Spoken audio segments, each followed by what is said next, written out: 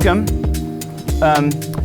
This is a new experience for me, but this all kind of started because I've been mixing Immersive for a few years. It's a total blast, but I feel like there's a lot of confusion around the format. I feel like a lot of people think that it's this like insanely expensive thing to get into, and that you have to spend a mortgage to design an Atmos room. And you know, it's just this kind of Wild West, this whole Atmos / Immersive world. So when I got into it, I basically decided that I joke that I have a disease that I can't do anything without knowing everything about it. And so I just decided I was just going to like read for 6 months, and then I kind of just put a room together, this room, not how it is now, a previous iteration. And it came out good, it sounded good, I mixed a whole bunch of stuff. And then I realized that this is still a very busy tracking space, and so I had trouble getting into my own studio to do immersive mixes. So I moved the system that was in here into the B room, which if you guys walk down there, if you haven't been down there, it's just right other room off of the live room. And yeah, so that was, I don't know, 4 months ago. And in that process, I was, you know, weighing the options of what interfaces to get, what monitor controller, what I/O, blah, blah, blah. I had an Apollo X8P in there, still in there for mic pre's.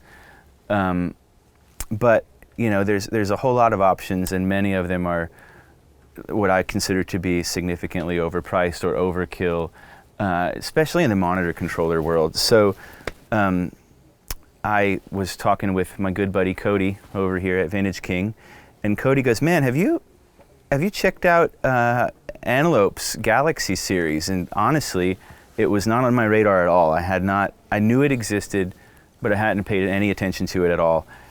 And after he said that, I was like, well, shit, that looks awesome. So I bought one. I bought the Galaxy 32, and I put it in the B room, and installed the 914 system in there, and I just love it. I think that this series is just incredibly innovative. I was honestly, truly, I can't believe I'm saying this on camera, I was pretty skeptical, but I really love it. It's amazing. It's the most flexible interface by far, way by far. It has, and I think we all probably know some of the features of this stuff, so I won't go too far into that. But with as much I/O as they cram into that, I think that the overlooked feature is the flexibility. I think everyone goes, oh wow, that has a lot of analog and digital I/O, but maybe not everyone understands some of the stuff that we're going to talk about, which is how to integrate it into an immersive setup or a tracking setup or both, either Pro Tools or another DAW. So after that, I just loved it, and so I got the Galaxy 64 for in here, and I redid this room. I put this 914 system in here, brand new, and so one thing that we'll just casually touch on is the just Atmos in general is such a crazy Wild West, and I sort of feel like a big downside is that it's kind of an afterthought for a lot of people, and I personally really think it's a cool format, and I think there's a lot of potential. I think as an industry, we're kind of ready for it. Like, stereo has been around for almost 100 years, so we've kind of been looking for like a surround format, and now we've got this thing that's smart. Everyone owns it already on their phone, and you can kind of choose your own level of involvement. It's not like prior surround formats that are channel based, where you have to have this massive investment just to listen to something in the format. This you already have. If you have a smartphone, you have it. And so that obviously makes it wide-reaching, and I do not understand why it's such an afterthought, particularly for labels. I feel like it's just being treated like a deliverable, and you know, it's sort of, for a lot of, especially indie artists, I love working mostly with indie artists, and it's kind of cost prohibitive for a lot of people from the studio side and from the artist side. So it's kind of gotten this weird place of being a deliverable. So some of the stuff I'm going to show you in a second is a peek into my world, where I basically, I've essentially 100% stopped doing separate immersive mixes. I just do one mix, and that mix is through the Atmos system, but the stereo re-render is the stereo mix, and I've just spent an obscene amount of time coming up with a process that I think is efficient, that I like the outcome enough to turn in the stereo re-render as a stereo mix. So I basically just mix until all the versions sound good at the same time. And it's, that might be a little bit oversimplified, but generally that's how it works. And the cool thing about it is it doesn't take me twice as long or more, so I don't have to spend forever and charge my artists like double. It's a lot simpler of a process. And Antelope in particular makes that incredibly easy with the flexibility of this Galaxy system. I also think it's important to note, just in the existence of the immersive world, everyone talks about Atmos rooms, and you see all these people, all of our heroes spending, hundreds of thousands of dollars on Atmos rooms, and like, well, that's really cool, but I don't have the space or the money for that. So this is a recording studio. And I feel like there's not very many recording studios that are also Atmos mix spaces. I feel like it's an Atmos mix room or it's a recording studio. And something that's very important to me is that this is the same thing. So I need my Atmos system to also be a really killer setup for tracking. Another reason I really like this Galaxy series, because high I/O count, again, flexibility of the control panel software, which I will dive into in just a second. But there's just some things I really love about it right there. The conversion sounds really good. They're obviously well known for clocking and conversion. I replaced 2 Apogee Symphony Mark IIs, both with 32 I/O, both with HTX and Thunderbolt. I replaced both of those with that one Antelope Galaxy 64. And so same number of analog I/O, also a bunch of digital I/O. But cool thing about it is for example, in this room, this is an HTX room, but also I do rent this room out a lot, and so a pretty good number of people use this room with other DAWs. So having the Thunderbolt connectivity for all of the I/O is super handy. You just connect one Thunderbolt cable. I'm running this whole room off of a M2 MacBook Pro, and you just connect one Thunderbolt cable and the whole room's in. HTX, Thunderbolt, everything in the room. And so it makes it really simple. I think that's about all the stuff I have to touch on regarding just like global ideals. So I'm gonna dive in.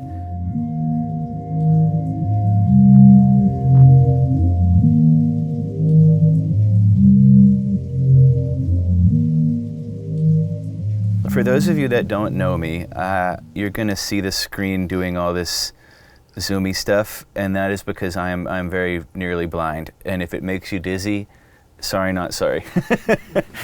Unfortunately, just how it has to work, and unfortunately it will also be recorded for those of you that are watching this at a later point.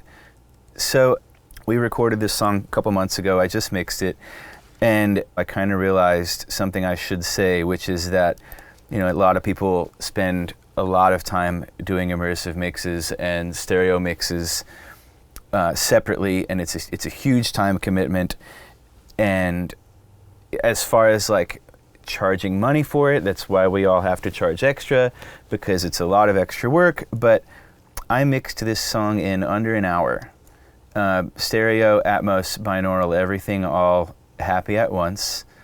And that is probably, I'm going to blame it on this this sort of routing and the Antelope system. So let's just dive into it. So first off, we'll start with the Antelope software. You can launch all of your stuff. I'm not going to do too much of a tutorial here, but Antelope is all controlled via this software called Launcher. Can those of you behind me see this at all? You can all crowd up if you need to. We're not really going to be listening to any more music. So Launcher is sort of the brains of the business, and it opens this, which is the control panel. And in this software, it's sort of the brains of the inside of your Galaxy interface. The one in here being the Galaxy 64, the one in Studio B being the Galaxy 32. So the way I like to think of this is you have what I'll call a global session project, if you will, and I basically have one for Atmos and one for stereo / tracking. What that does is it controls every single aspect of this software. So when you save a project, you have all of these aspects that you can save, from routing to trims to the surround panel. These interfaces also have some very powerful DSP and processing in them, so they do onboard plugins, a la something like an Apollo, where you can record through the plugin, if you like, or monitor it either way. So you can save. They make all these great plugins as well. So there's all these slots available per channel. You have an ungodly amount of horsepower for plugins if you use it. There's mixers, there's mic emulating, there's routing. You can save settings and window configurations. You can do all this stuff, or deselect whatever you don't need. So then this middle section is sort of what I like to think of as your quick grab menu. So I use this primarily for routing changes. So I use it for if I'm doing overdubs or mixing fully in the box, if I'm tracking and I want to listen to the left and right, the program output of my desk in here, it's routed back in through this software so I can listen to the desk. This Atmos mix turns on all of the surround stuff, like time alignment and EQs for the speakers. This fourth one is for system playback if you're listening out of Apple Music, and then the fifth one is the live stereo re-render, which we'll dig into. But a little bit more about this. So you have this whole routing window that we're looking at is probably the thing that people spend the most time on. And I'm not going to dig in super deep. If you have questions, we can talk later, or there are tons of other videos online and resources to learn about this Galaxy stuff. But basically, it's like a patch bay, where this top section is pretty much outputs and this bottom section is inputs. Or vice versa, depending on what you're doing. You send stuff from this top section to this bottom section. So just as a basic example, we have 64 line inputs, so we want to send them into Pro Tools. So we would grab as many, grab all 64 and drag them down here to the HDX. It says out, but it's in. That's kind of a confusing thing. We're talking about the physical card itself. Like when you plug in a microphone, you're actually plugging out of the microphone because it's sending signal out. That's how they think of it. But anyway, so you can do all of your routing here. If you want to send, like what I did today, I'm sending all of the Atmos outputs of this room into the B room. So in Studio B, I patched in 14 line inputs. So I grabbed 1 through 14, and I just dragged them down to the surround input of the B room. So that puts it through the surround panel and through all of the processing inside the surround panel, which lets you guys in Studio B listen to what I'm playing in here, even though Pro Tools isn't even open in there. Again, I'm not going to dig into this too hard. We'll come back in a bit. So in this box, you also have full surround capability.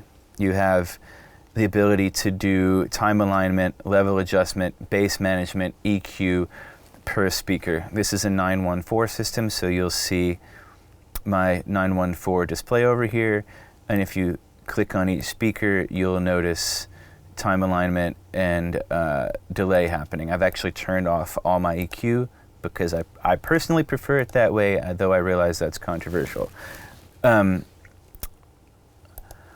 So we'll go back to Pro Tools now. Oh wait, sorry, one more thing.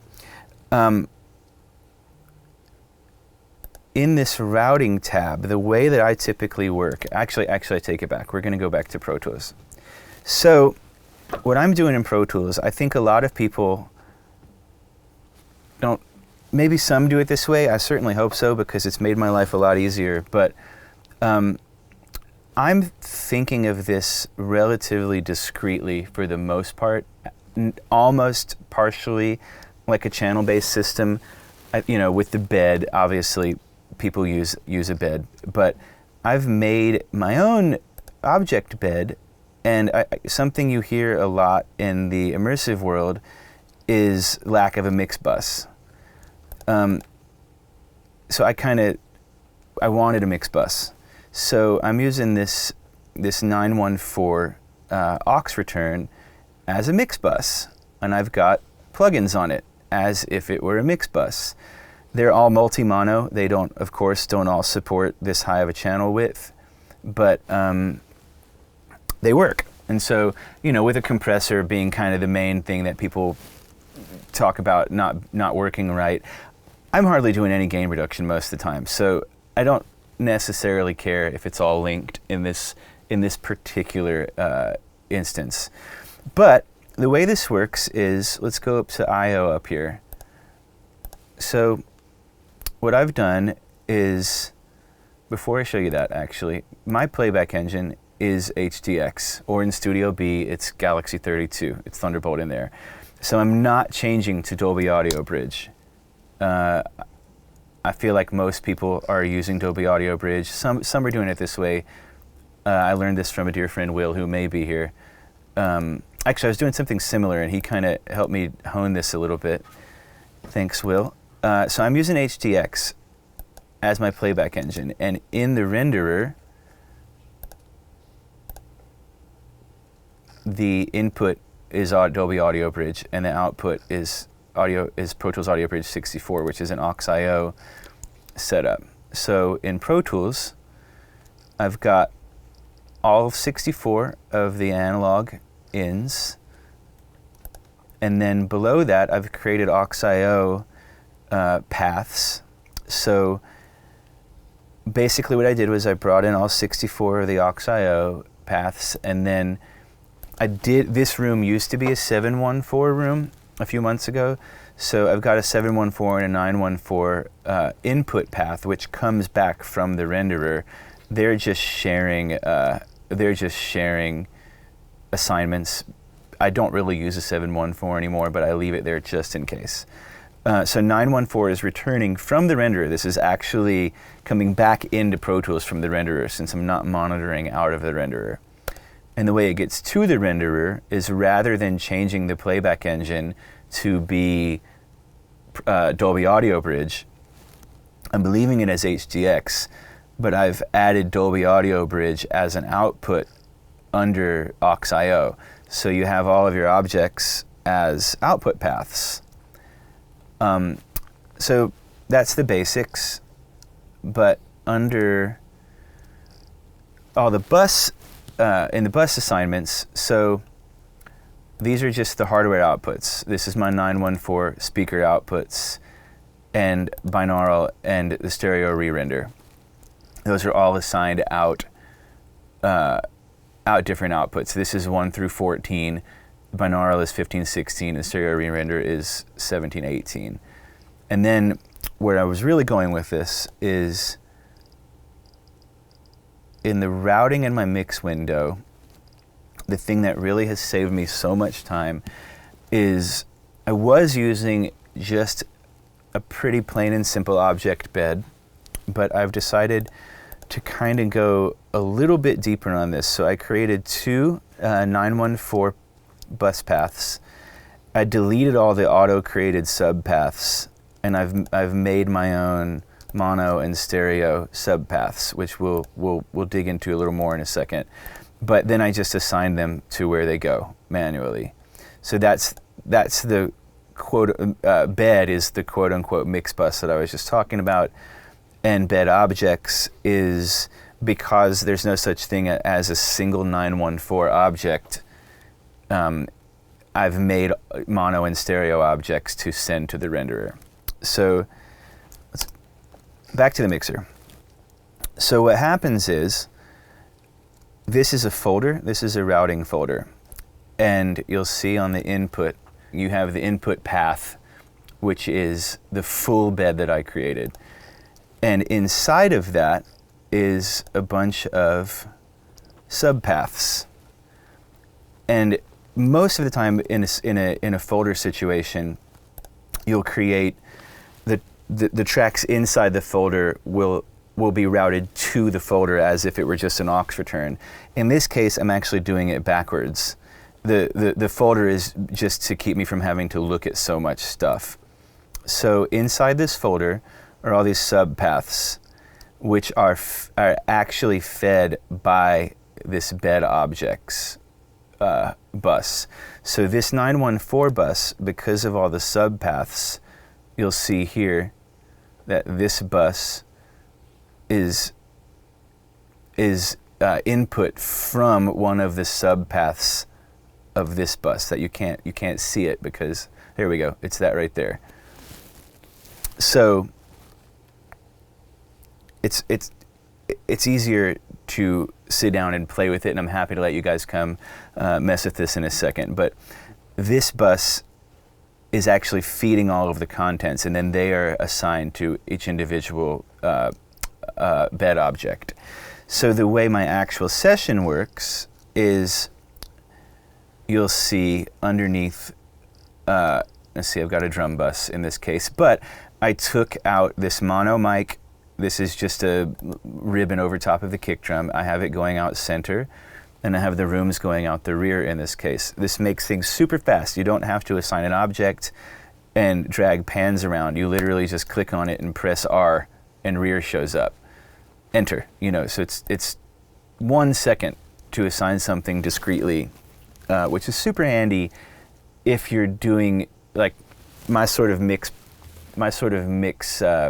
mindset is generally pretty discrete, and then I choose a couple things to have fun with. I'm not just like flying a bunch of stuff around the room.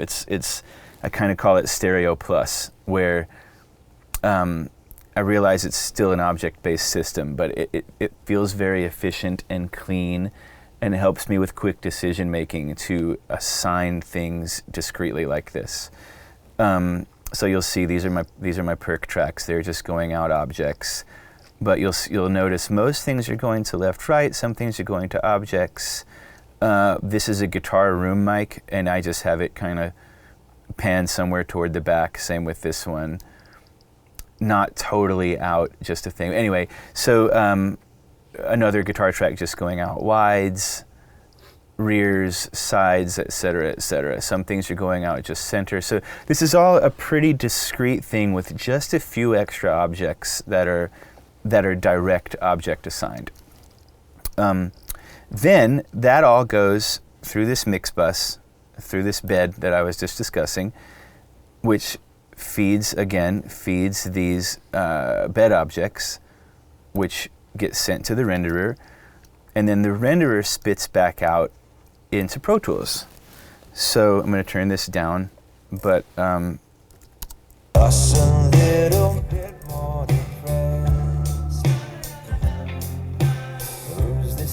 so you'll see that the 914 return and the stereo re-render and the binaural are all happening live inside of Pro Tools. What this allows is, this is kind of where the Galaxy comes in, because this 914 return from the renderer is being processed in the renderer. It's just the in the renderer you have the physical physical output, and I think a lot of people come up here and they change it to 2.0 when they want to listen in stereo and so on and so forth. I'm actually using the renderer, creating my live re-renders. So in the renderer, I'm creating, there's the full, the 2.0, and the binaural. So I've assigned the 2.0 re-render to go out outputs 3738, and the binaural to go outputs 3940. And then that actually feeds back into Pro Tools, which you will see on the Input tab. Coming through aux.io, we have, there we go, we have 3738s, the 2.0, and 3940s, the re-render. So on these two returns, the inputs are those aux.io paths. So we have this all coming back into Pro Tools. And then I've also, like I showed you earlier, the outputs of those tracks are being sent out, outputs 15, 16, 17, 18, right here. And so they go, so then it basically gets handed off to the Antelope. So we'll go back to the Antelope software. So the way I have this working is the 914, when I'm listening in my, as I showed when I'm listening in preset C, which is just a button on this remote. It's just a third button, just like a normal monitor controller. You have these preset buttons, but instead of them controlling sources only, these buttons can control any features in this entire device. You can have it change a compressor setting if you want. You can have it change a compressor setting and a bunch of routing. You can have it assign a reverb. You can have it change anything about anything. Where I'm going with this from Pro Tools is the first 14 outputs are feeding the surround processing, the DSP in the box. So the 914 output is feeding the surround system, and then the output of the surround is feeding my speaker outputs, which are just directly plugged into the speakers. So you have this remote as a monitor controller, straight up. Like, it's just like a normal monitor controller in this case. So the surround output is feeding every speaker. In stereo, it's just using the first two, left and right. It just kind of ignores the rest because nothing's coming out of those outputs. But when I'm in the Atmos Mix tab, I have it set up so that my binaural re-render is coming out the headphone jack on the front of the Galaxy 64. So as I mentioned, that comes out 1516. So you'll see as I select 1516, it's showing coming out headphones 1516. But if I switch to, I'm going to click this. I could press the button on the remote, but we're looking at it. So I just switched over to the stereo re-render, which has 1718 assigned to the headphones. So we're listening to in Pro Tools again, we're listening to, in that case, the Antelope is I can demonstrate this. You're going to lose my voice for a second. I'm going to press play, and I'm going to mute these tracks, and you'll see that this is the one that is in fact working. So we're listening to